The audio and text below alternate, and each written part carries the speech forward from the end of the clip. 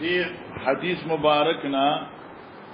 دا ثابتی چې پیغمبر علیہ السلام په غزوه ذات الرقان چې کله واپس شو لار کې صحابه کرامو پړاو کو دمه کولا دمه به جنه کنه آرام دی پارا آل تک بوټي موټي وو صحابه کرام خارشو لکه بوټي خو یو ځای کې ځنګل نو خپل ته بوټي بل ځای کې بوټي بل ځای کې بوټي یو بوټي چې کومو نو هغه کسیل عزاو آئے کہ پانا ډیرا وا سورے ګورو صحابه کرام نبی علیہ السلام ته پرې ودا او نور سوالتا او سوالتا او سوالتا دغه وخت کې یو کس راغی ظالم قوت نشوي له رسول مسلمان شوی یو کس راغی دغه نوم غورس ابن الحارث دی او د نبی علیہ السلام توره چوانو دا دی کی تزرن دوا هغه واغستا او د تی کې نه بار کړه او نبی علیہ السلام ویخ او ورته چې مې یمنعک مني اوس وایا چې تاب معنا سوق بچ گئی دغه وخت پیغمبر علیہ السلام فرمایي الله یمنعنی منک زما الله بما دتا نه بچ گئی نو الله چې نبی علیہ السلام وې نو بس دې سړی په دې لاس کې زو پیدا شو او تورته راو ور دی دا نبی علیہ السلام چې وی ولا واسطه اوس وای اوس په تا د مان سوق بچ کی نو سره غلی شو نبی علیہ السلام زکه نه ستاسو الله الله دیم قول دادې چې کله دې چې دا تورا نبی علیہ السلام باندې او چټکړه نو فرشته جبرئیل راغې او دا غورس ابن حارث ای په دې سیناو چې په دې سینه وو کنه دې لاس کمزور شو تورته اخاو دلته دار بیا سره دې نه چې د پیغمبر علی السلام لاس په برش او نبی علی السلام ورته سوونوي یادا چې دې سړي علم اتغا الله په علم کې دې سړي مسلمانې دل وو نو ځکه نبی علیہ السلام ته الله پاک چې و اسمو ورته یا چونکه د پیغمبر علیہ السلام د عمل چې وو نو سره پارو تالیف قلوب دې پارو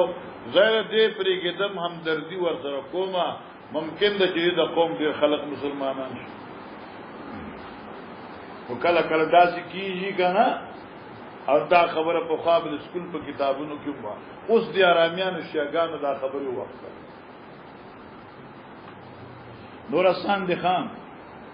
وای ابو سلمہ چې جابر خبر ورکړي د چنو غدا ما رسول الله صلی الله علیه وسلم قباله نجدین د سفر باندې راوت پیغمبر علیه الصلاۃ والسلام سره قباله نجدین په طرف د نجد اوس دا نجد چې دی کنه دا موږ پرن ویلو چې دا هغه اوچته حصہ را دا هغه اوچته حصہ را اوچته حصہ به کنه زمکه بر حصہ تحویل وحدثنا اسماعیل دابر شیخ امام بخاری قال حدثني اخي عن سليمان محمد ابن عتيق عن ابن شهاب الزهري عن سنان ابن ابي سنان الدؤلي عن جابر بن عبد الله اخبر انه غزا مع رسول الله صلى الله عليه وسلم قبل نجد دې روان چې نبی عليه السلام سره په طرف د نجد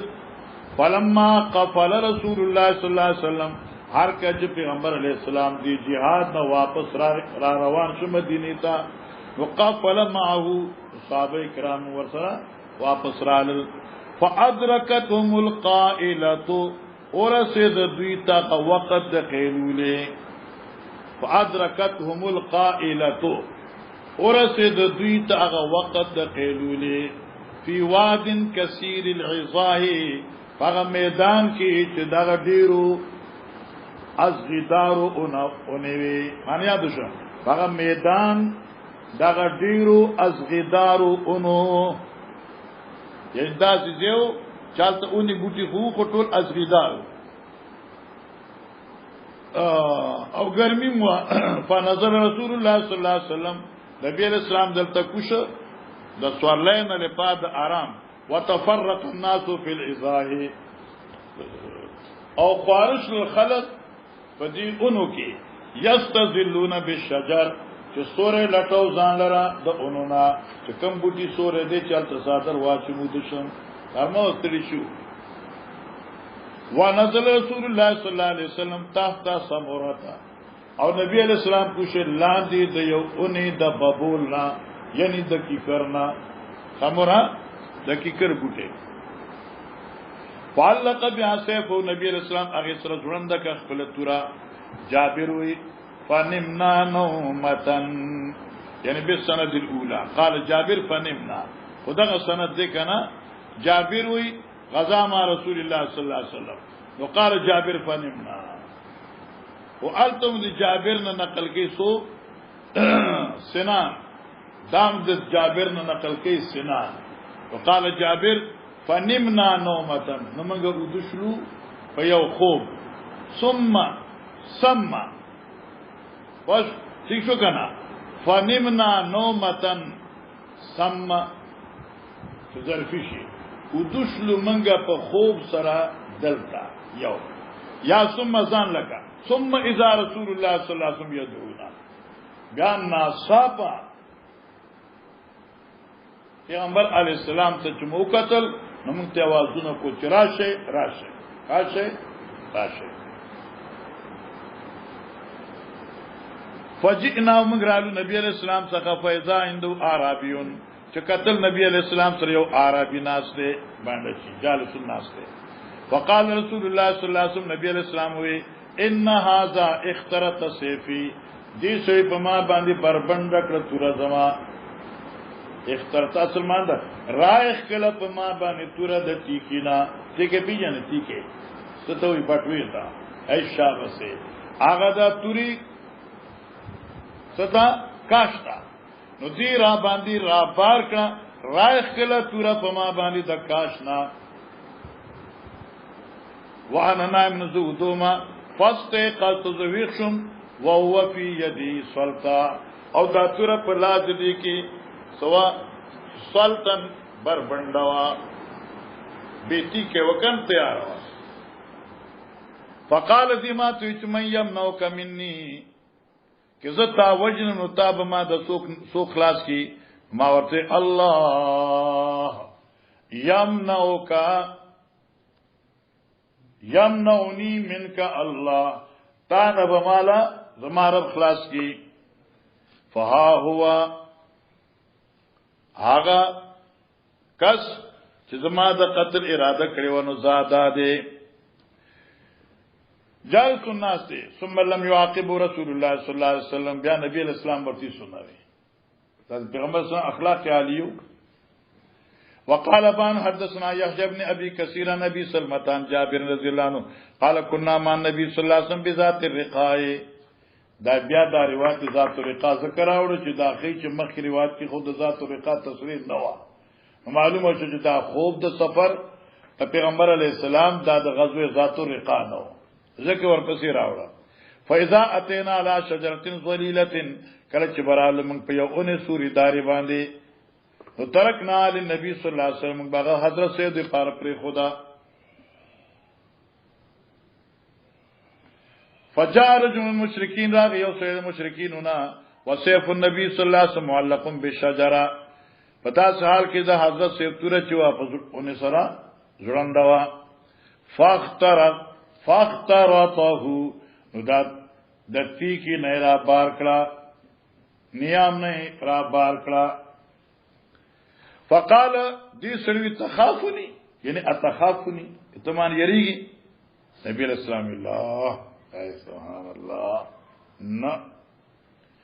فمن يمنعك مني تاب عثمان طالب اس زمان سوق بچ گئی نبی علیہ السلام اللہ فتحدده اصحاب النبی صلی اللہ علیہ وسلم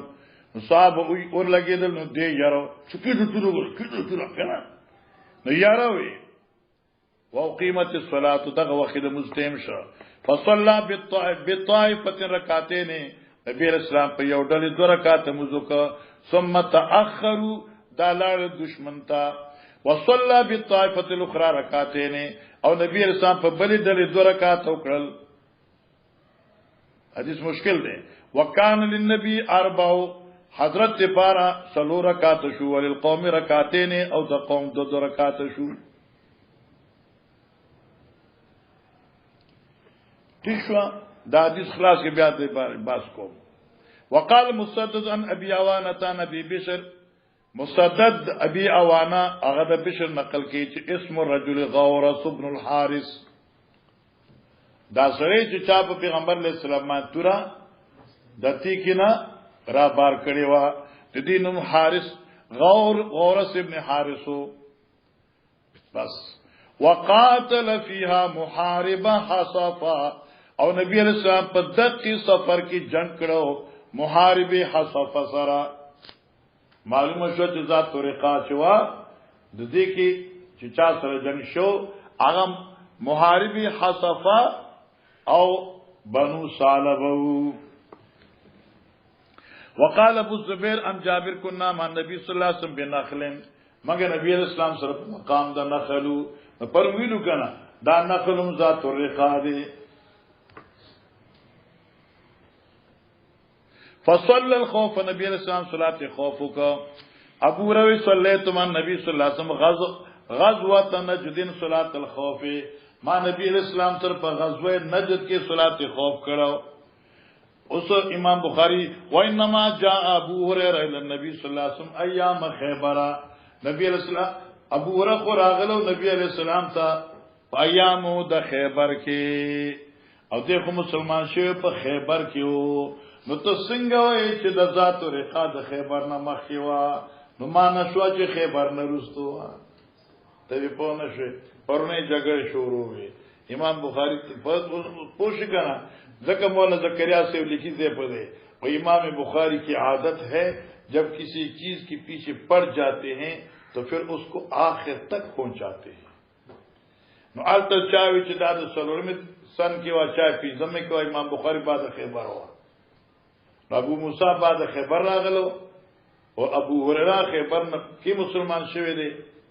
نو معلوم شوا چې دیوم په دې جنگ کې وو معلوم شو دا بعد خیبر زبوش وای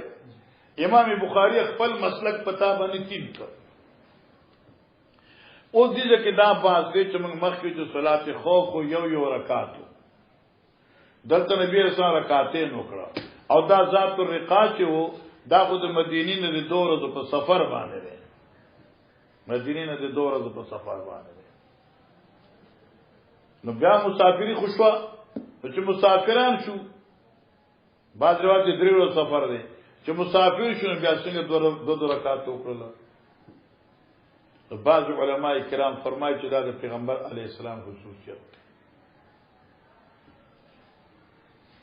خدا مسئله چې د موږ د پاره حنفیان د پاره مشکله ده شوافی د پاره مزیدار ده هغه جلوس وخت کله د درنه کې ونول نه هغه چې موږ وایو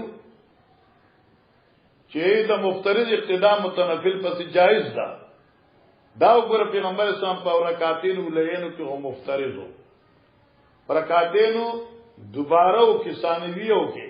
نبی اسلام متنفل د قوم او پس مفترض ولاړو اقتدا د مفترضین متنفل پس روانه شوافی خو مزیدار درنه وکړه خوشاله شو موږ ته په قلار کې نه دا خبر داسې نه ده یا خدای د پیغمبر علی السلام خصوصیت ده او دې ټول نه خبره به تر امام طحاوی کړی ده امام طحاوی وی چې د هغه زمانی خبره ده چې یصلی الفرض مرتين هغه زمانه چې فرض 2 ځله کې دی شو فرض 2 ځله په نیت فرض سره په صفت فرض سره 2 ځله کې دی شو فرض خصوم 2 ځله کې دی شي 3 ځله کې دی شي کې دی چې نه شي تاسو مستر ده کنه او چې بیا کې 2 رکعات کې کنه کې او فرض کې کنه خو معنا په صفت فرضونه کې فرض یو ځلی دا د ای زمانه واجب یصلی الفرض مرتين بصفه الفرضيه ثم نسخ ذلك نسخه برفاس مثلا مخکې باب غزوة بني المصطلق من خزاعة وغزوة المريسي قال إسحاق وذلك سنة 60 وقال موسى بن عقبة سنة 40 وقال النعمان بن راشد عن الزهري كان حديث الإفك في غزوة المريسية باب غزوه بني مستلق دا باب دې په بیان د غزوی دغه قوم چې هغه ته مستلق وای. مستلق مشهور دا خو اصل افصح دادی چې دا د لام زیر دی مستلق. او دا غزوه چې وا نو دا د خزاعه قبیله سره وا او دغه ته غزوه بنی مستلق ته غزوه مریسی هم وای. مریسی زکوي چې د زینم دی او مستلق زکوي چې دا غزوه چې وا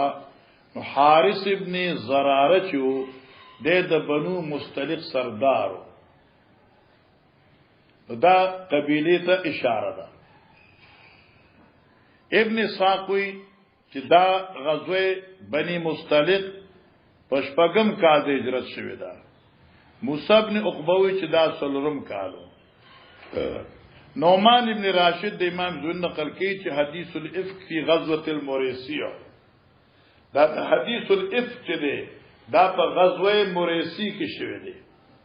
چې غزوه مریسی شو نو دا شپږم کال شو. تاسو شو شپږم کال د هجرت شو. ولهذا دا رسو شوی دا. دیکھ شو مولانا صاحبہ غزوه مریسیه او ځکه حدیث الافک پیژنه کې اوس رسول روان دي دوه درې پانو باندې مشتمل دی. چې حضرت عائشہ به چوا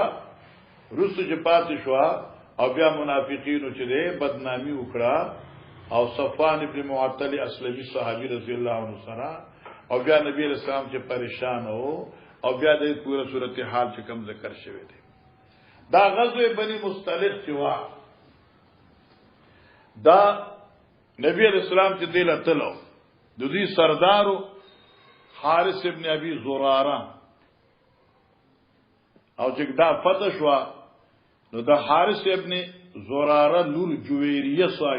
جویریه رضی الله عنها چې دا د سردار لور وا دا په سبایاو کې رااله. سبایاو کې چې رااله ثابت ابن قیس په ملکیت کې رااله. ثابت ابن قیس په ملکیت کې رااله.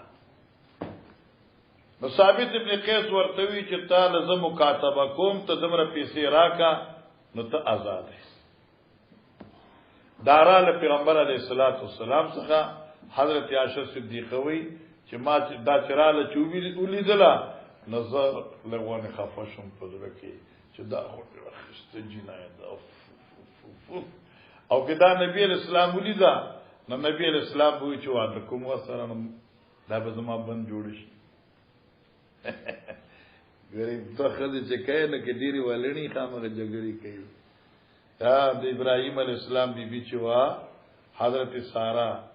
هغه بیبي حاضرې په چړکې وکړه ولالو له ذاته تختې ده. خلقې زب دوه خدای کوم چته اتفاق ما به زب پرسنو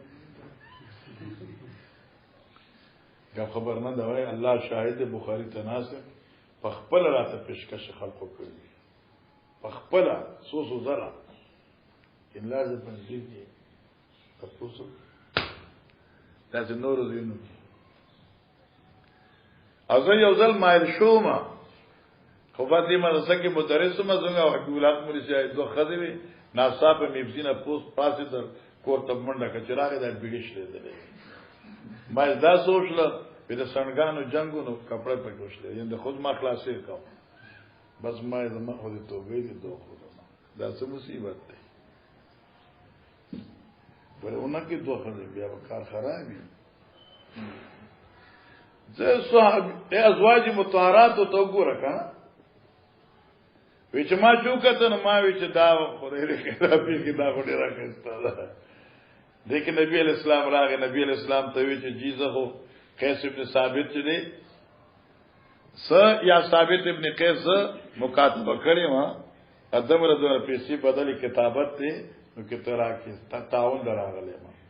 نبی علیہ السلام یو خبره ته کوم ته دینه د فیدی خبره کوم مثال په ثابت ابن قیس ته وای چې بدل کتابت په اخلاص کما نکاح به درسوم کوم عذاب به دیوم کما د الله پیغمبر دینه خبره بل سره ثابت ابن قیس راغی نبی علیہ السلام ته پیسې شمار کړي اور دا آزاد کړ نبی علیہ السلام په نکاح کړ. عائشہ صاحبہ فرمایي چې دا دمر برکتی خدا وا چې کله دا نبی علیہ السلام آزاد کړه نو د بنی مستلق تقریبا 100 افراد د صحابه کرام په لاسونو کې قیدیانو غلامانو هغه یې دا بنو مستلق د پیغمبر صلی الله علیه وسلم خرګانې شو. اوس موږ د پیغمبر صلی الله علیه وسلم رشتہ داران په خپل نوکرۍ کې ساتل ټول آزاد شو. یوی جویری په نکاح سره 100 کسان چې کوم دي 100 کورونه آزاد شو. بی داود جلد ثانی کو بتاؤ.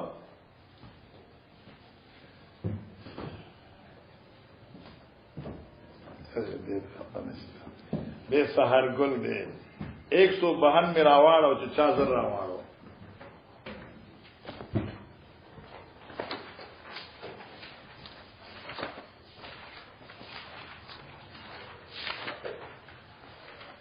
ہاں 192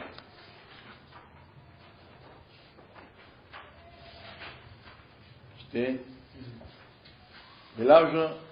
ہاں دا گورا حدثنا عبد العزيز ابن يحيى په دې منځ کې ګوره اوش راځه را پسې عائشہ قالت وقعت جويريه بنت الحارث بن مستلق في سهم ثابت ابن قيس ابن شماس. وقعت واقع شو جويريه چلو د حارث ابن مستلق دا په برخه د ثابت ابن قيس ابن شماس یا د ترزوی فكاتبت على نفسها هغه مکاتبه کړه. وکانت امرات ملاها دا یو جنې ډیر صفا خستک ملاها مليها ډیر خسته خوندوروا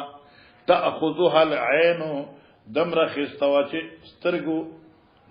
یعنی نظرې دلا خسته شي چې نظرې کنه خسته شي نظرې څه کنه نظرې پیژنه کنه نظر چې پیولې. قالت عائشہ فجاءت تسأل رسول الله صلی الله علیه وسلم فی کتابتها مکاتبت تپوس وکاو فلما قامت الباب فرایتها کرف مکانا چې ما داود ولید په دروازې دا ولاړو په دروازه چې ما ولید کری تو مکانها بد می وګڼه پزړه کې دې ودرېدل دغه داړي راخستو جمیله وا ما ته خو وینځه د وینځه خو سړو لاسم جایز دا خو حسینه را لکه نبی علیہ السلام یو ګورین واته ورسره زما به یو بر سواشي. وعرفت ان رسول الله صلی الله علیه وسلم سيرى منها مثل الذي رايته ځکه مراد چې نبی علیہ السلام به ویني دا هغه طریقې چې زه ګورم یې زما خوغه شو د نبی بم خوغه شي. وقال يا رسول الله انا جويريه بنت الحارث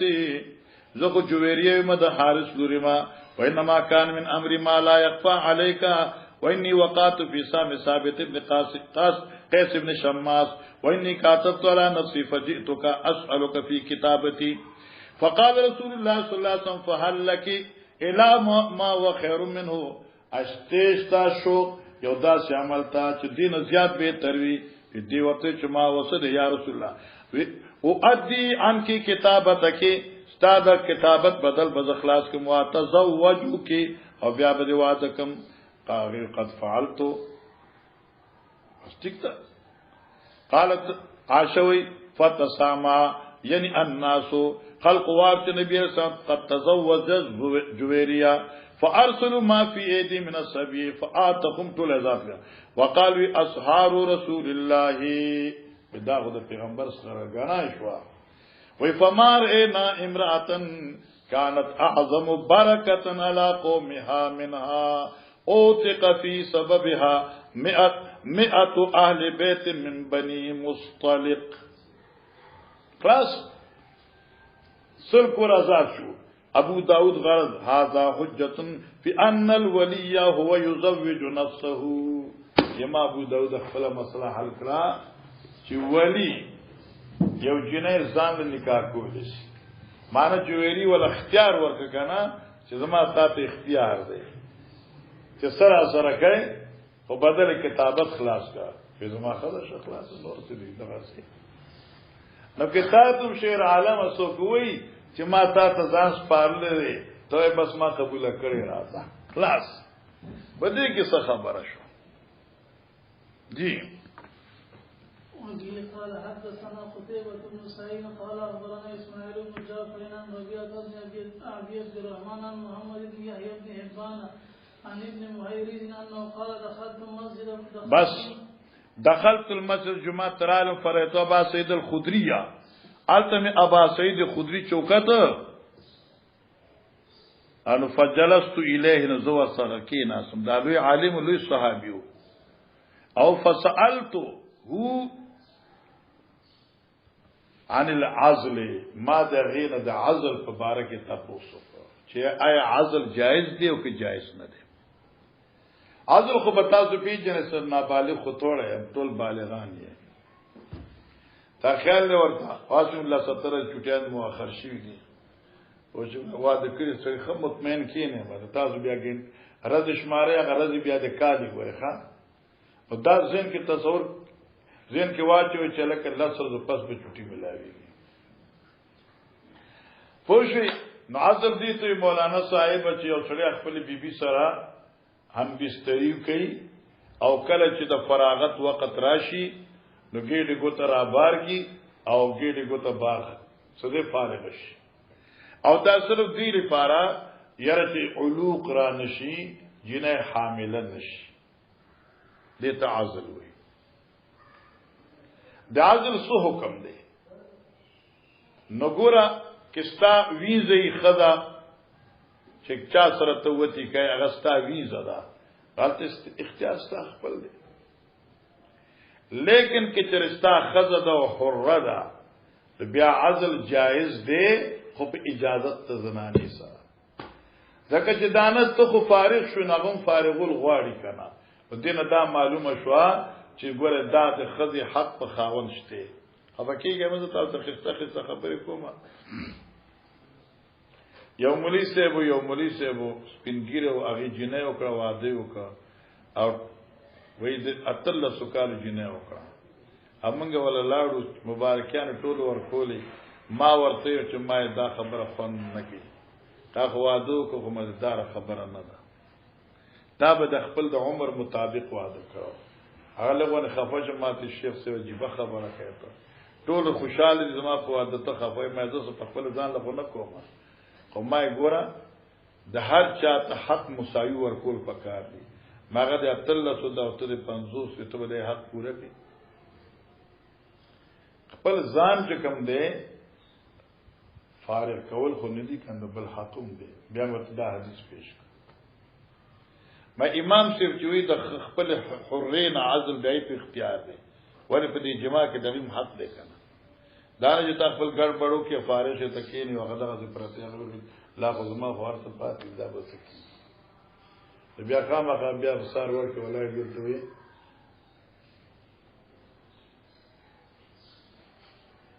انو ته به چې دا خو ورکه ولاړه نو تاسو درو لکه خیال درانه مولانا صاحبہ بهر حال څه زمانه پس هغه صاحب وفات شو بیا هغه زنانه یو بل کس نوجوان ته واده شو آی صاحب څنګه واته کال یا دینه سوا بچی مچینو او بیا چې بل چا ته واده شو اس کال نه خطا کیږي د خیره سره څه ورته ان دا حقوقم پکار دي خان حقوقم پکار دي دینو معلومه شو چې د خدستا خوروي ان بیا باغینه تاسو کوي نو کاوه درته چې ټیک ته جو ټیک ته او دا په خاندانی منصوبه بندې کې ناراضي ای وجه دای چې لکه د دې عزل څګنی مسائل وي یو خسر په دې غرض چې اولاد دې بالکل نکیږي ډوړې بل سوق ورکی پالی به سوق دا حرام دي تاسو حرام دي حادث کی لکستا مخ کې بچي شوی دی لاخذ دغه نشي سنبالول او ته چې بل راځنه دا به بیا دوسګه سنبالي بیا دې زمانه خزا یا خزر بیمار دغه باندې بیماری داسې د چا ډیره ضعیف او کمزوري ده او بعض داسوی چې غیر پر حمل چې کم دین هغه مضر د جسم هم وي چې تاسو صورتحال وی دا سشره یو علاج حیثیت دی ها کې علوق وشي نو بیا دغه ازاله عند الكل حرام ده. نو دوی چې سألنا عن العزل ما د عزل تاسو کن فقال ابو سعيد خرجنا مع رسول الله صلى الله عليه وسلم في غزوه بني مصطلق. من نبی علیہ السلام سره په یو jihad کې راغلو چې غزوه د بني مصطلق وا فاصبنا سبيا من سبي العرب من ته ملاو شي قیدونو د عربونه ویزه ملاو شي. نو فاشتهينا النساء زمونږه زلو او شخوزو ته jihad کیو کنه د خپل خوزو نه خللو وخام خزره خو کېده. فاشتدت علينا العصبه نو ګران تیرې د پم باندې چړه توب. عصبه معنا به د خوزونه عصبه به د خوزونه ګران تیرې د پم باندې د خوزونه جدائی. نو کتاب ته زم ته لکه سبا چوټي دا مثال کنا نو تاسو باندې بلا سبا پر دا ټیم د لسو کالو تیریږي. دا تاسو به چې دا بسنګ چې لشونډي بستی کې سپینی به دا بسې حساب کتابي. نو اوس چې لس ورځې وروسته ده نو که یو ورځ په منځ کې به وي چې هلکه نو تاسو به خوشحاله په ګاډي پاخې دی. د دې لپاره تاسو خیو نه چې کله وي خو بس اختر ته به تاسو خیره سره ورسئ کور ته. آنه سبا خو په نیمه ورځ کې هر سړی رسېږي بیا څه ضرورت دی وخت سره ضایع کوي. نو حال عصبه خو پوښي که نه د ښځو نه لرې والې. فعرضنا ان نازله موږ دې وینځو سره خو ګړبړ شروع که خو موږ اراده وکړه چې عزل وکړو. ولې چې چېرته زموږ اولاد د دوی نه پیدا نشي د وینځو بچي نشي. وقلنا په زړه کې موږ وایو چې نازلو وای موږ عزل کوو ورسول الله صلی الله علیه وسلم بین اظهورنا او حال دا چې پیغمبر علیه السلام په موږ کې موجود دی. معنا موږ بد وګڼه کنه نبی علیه السلام موجود دی او موږ عزل کوو. دا خو موږ ته ګناه ښکاره شو. من پریشان شو. قبل ان يسالوا مخد تپوس یلکه عزل خو کو حضرت شته نو تپوس خو څه جواز شته چې کو چنین بیا نه بکو. فسالنا عن ذلك من نبی علیہ السلام نے تپوس کو چې عزل سو حکم دے. حضرت ما علیکم الله تفعلوا دا څه جمله د جوامع الکلم جمله ده او دې ګڼ معنی دي. ای عزل کو کنه عثمانو کا ما علیکم اللہ تفعلوا نشتے پتا سبانی واجب نشتے پتا سو وجوب اللہ تفعلوا چتا سو عزل نہ کوئے. عدم عزل پتا سو واجب نہ دے چ عدم عزل واجب نشی نو سوچلا جواز عزل ثابت شو. ان یاد شو گنے توجیہ یو ما علیکم نشتے گناہ پتا ندی واجب پتا سو باندې الله تفعلوا چې تاسو عزل نه کوئ. عدم عزل واجب نه دی نو معنا عزل جائز دی. یو شو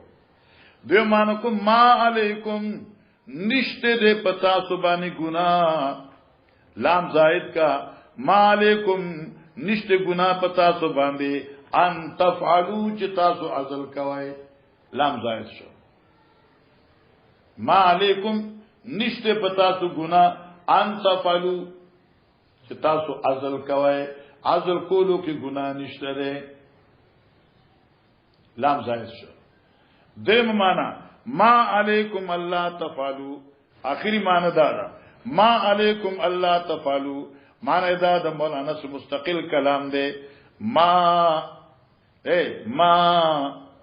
دا مستقل کلام دے فمان دلہ او عزل کو حضرت ما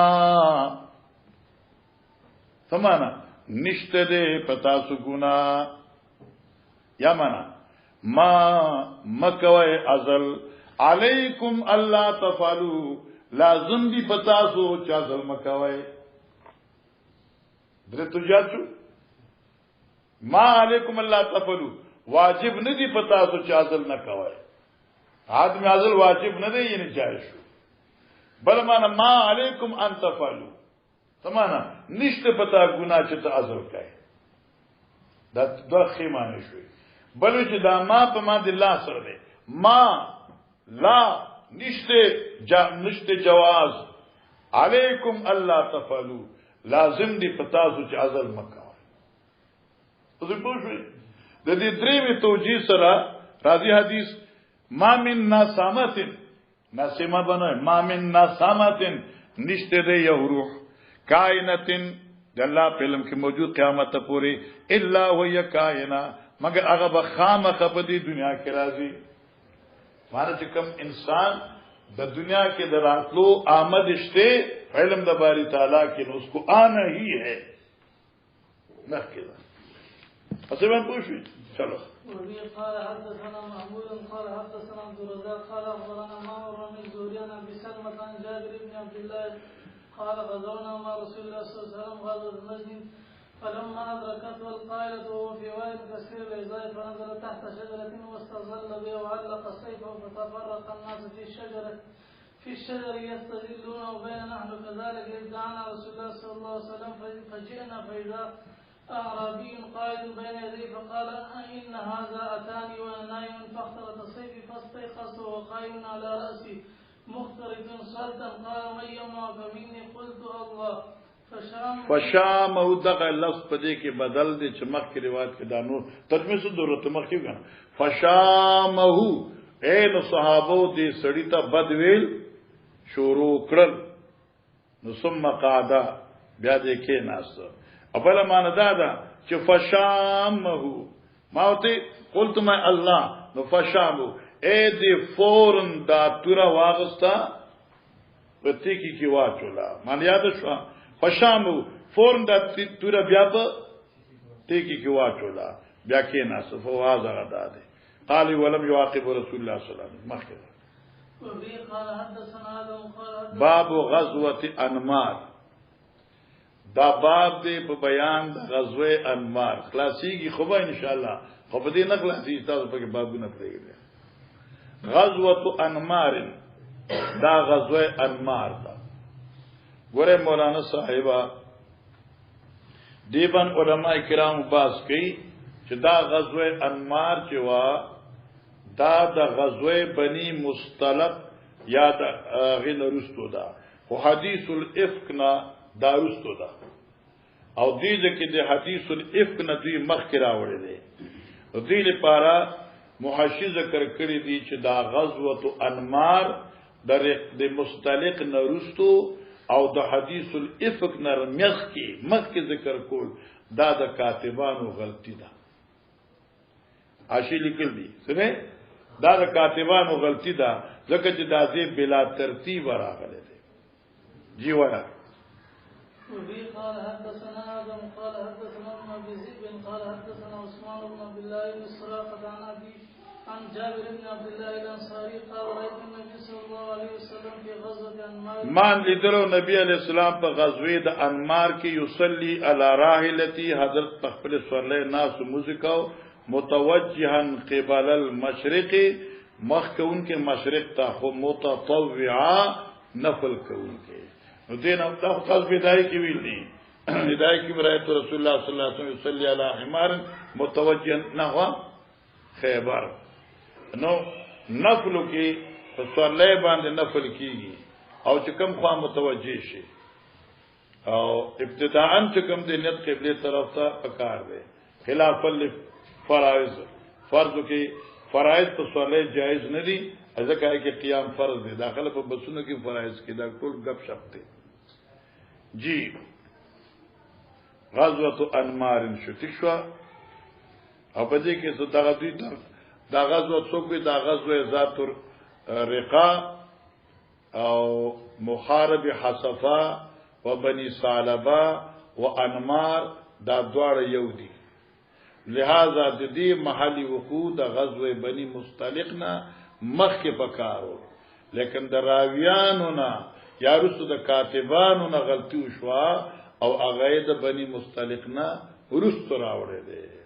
بدی زبان بخاری ادریت زکه چې دا مخکي حدیث الافق دی یو او دو پانی دی نو دا دو پانی په مشکل ده چې ویل شي نو بس دې ځکه ادریت بخاری شریف جلد ثانی